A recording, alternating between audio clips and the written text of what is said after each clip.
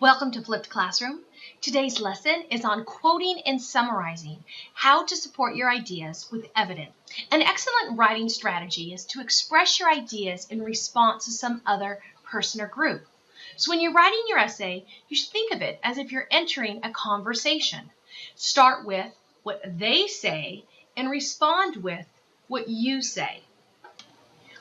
When writing your essays, you can use what others say as a launch pad. In other words, begin with what somebody else says and respond to those claims. Either agree with the person, disagree, or a combination. Structuring your essay, it's very important to have a logical order. So once again, you're going to begin by explaining what you are responding to. In other words, summarize or quote what the other person is saying, then offer a response. Possibly you are supporting what they said, opposing, amending, complicating, or qualifying. So let's take a look at some examples.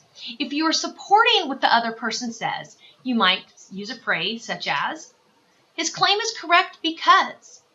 If you're opposing, you might say, his claim is incorrect because. Amending, the part of his claim where he mentions blank is correct, but what also needs to be included is blank. If you're trying to see complications in the claim, you might start with a phrase like, while his claim is correct, it doesn't take into account blank.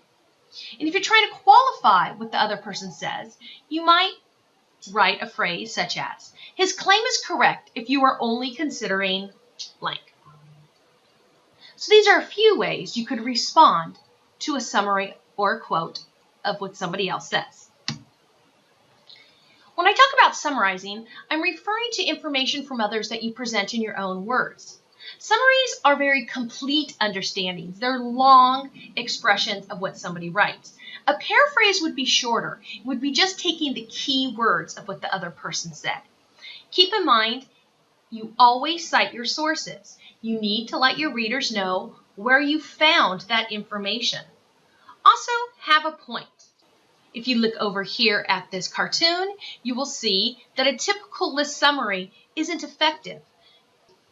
Once you've summarized, respond to it, agree, disagree, or combination, and use that summary as evidence to prove your point, your claim, which is often the thesis statement in your essay. When you're not summarizing, you would be quoting. That's when you use the exact words of someone else surrounded by quotation marks.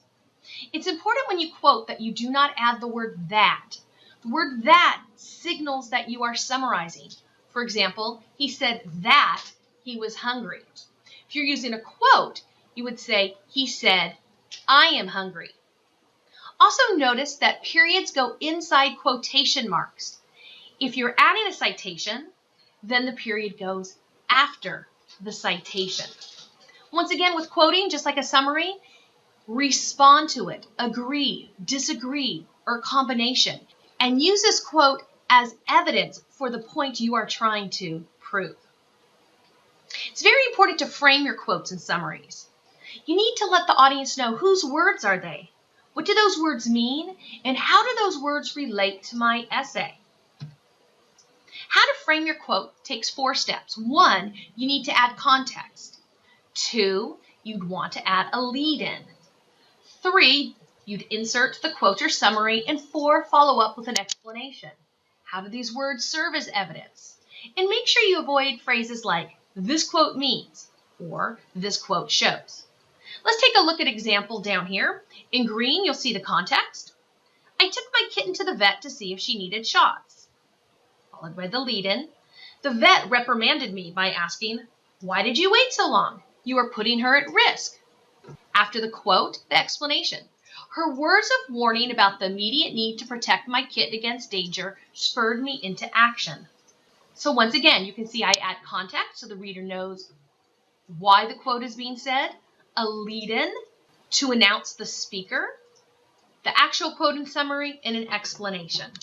It's kind of like this picture of the hamburger, where you have the top bun, the context and lead-in, the quote is the good part in the middle, the substance, and the explanation is the bottom bun. So the top bun and bottom bun holds together the quote. It frames it. You'll notice in your lecture notes, you will see some templates. Templates are patterns that you can fill in. They are not considered plagiarism. They're actually solid writing strategies. So take a look at your lecture notes, which can be found on Canvas, and you'll see phrases such as, she advocates that, and then fill in the summary. Or starting with a quote, she admits. Okay. These templates are an excellent way to get started on writing your essays to integrate summaries and quotes. For more information on summarizing and quoting, once again, take a look at your lecture notes. Also, most of this information came from the book They Say, I Say, chapters 2 and 3.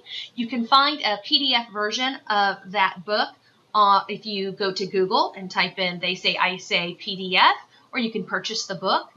Also, there's always tutoring on campus in the ARC WAC Center, writing across the curriculum.